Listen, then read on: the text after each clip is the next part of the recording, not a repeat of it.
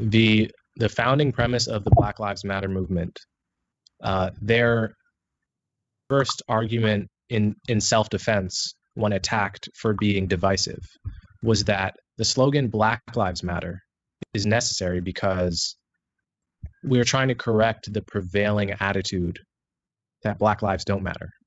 The status quo, they said, is that people only care when the victim is white. And we're here to correct that. And that's why you can't say all lives matter. That's why it's Black Lives Matter. That was what they said. Now, 8 years have passed. Dozens and dozens and dozens and dozens of Americans have been killed by the cops. Most of them have been white, or rather, the largest racial population among those killed unarmed has been white. And nobody I know knows a single one of those names. But here are the names they do know: George Floyd, Breonna Taylor, Alton Sterling, Walter Scott, Michael Brown, Sandra Bland. So what has this proved? From what I can see, this is an emperor has no clothes moment.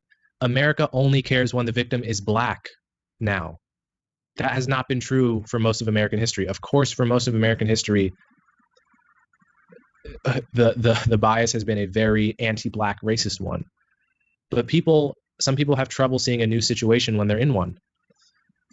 No one knows the name Tony Timpa or Daniel Shaver. No one cares to know for whatever reason.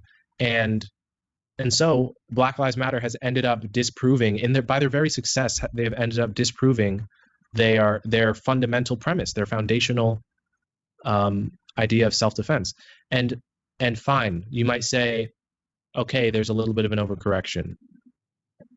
But as I said, if an overcorrection if that is the morally proper route to take, then we should throw out every bit of basic morality that got us here to begin with.